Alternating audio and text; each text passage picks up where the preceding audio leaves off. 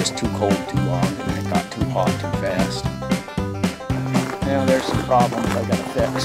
I got some trees broke down in through there. They drug the buckets out, dumped them every day. They put everything in the pails. I have a lot of respect for those guys. I'd rather see it trickle into a tube and wind up in one single tank somewhere. My name's Doug Byam. This is Goose, Brook, Meadow Sugar House. It's on Route 137 in Harrisville. I guess I got to start by saying I used to help my uncle back in the 70s when I was in high school in Milford. And he had a sugar house in Hancock.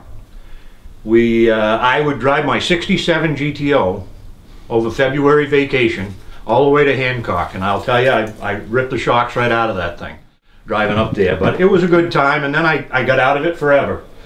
About 5 years ago, I picked up a little tiny evaporator.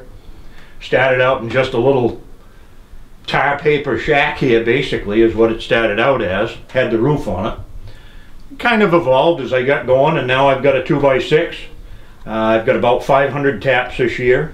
Headed for 1,000, I think. I've got vacuum on some of them now.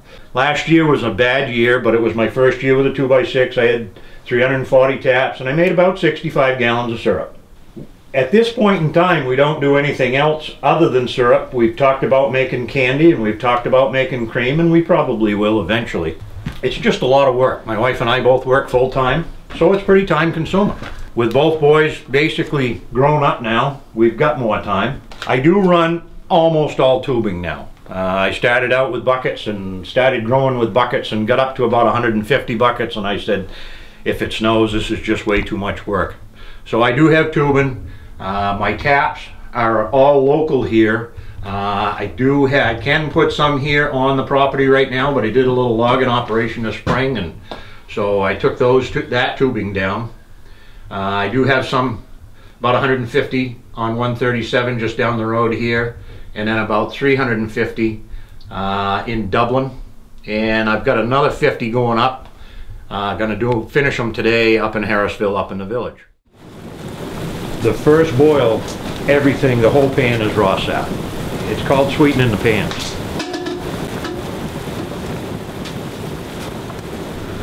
The head tank is out there. It comes in through this tubing. This tells me how much sap is left in the tank out there. I have to stop here, and it gives me about 1.5 inches of sap for the fire to die down so that it doesn't burn the pan after I go to bed.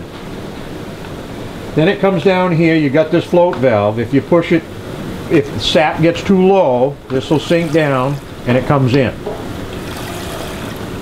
When it comes into this float box, I have 2 ways it can go out. There's 2 tubes there.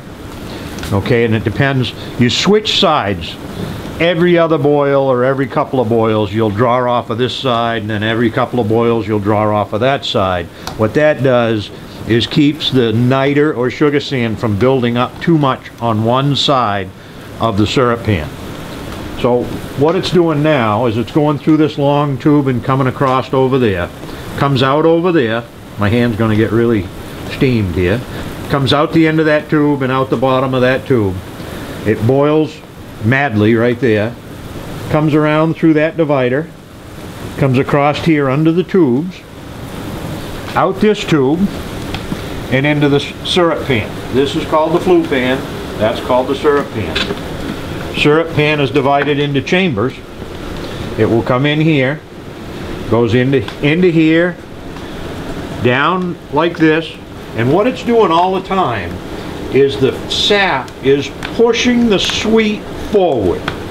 The sweeter syrup, if you will, or not syrup yet, is denser, so it pushes it rather than mixing with it. Called a gradient, and it'll just work its way around through those paths, sleuthways or whatever you want to call them, and then that's where syrup will be, is right there in that corner.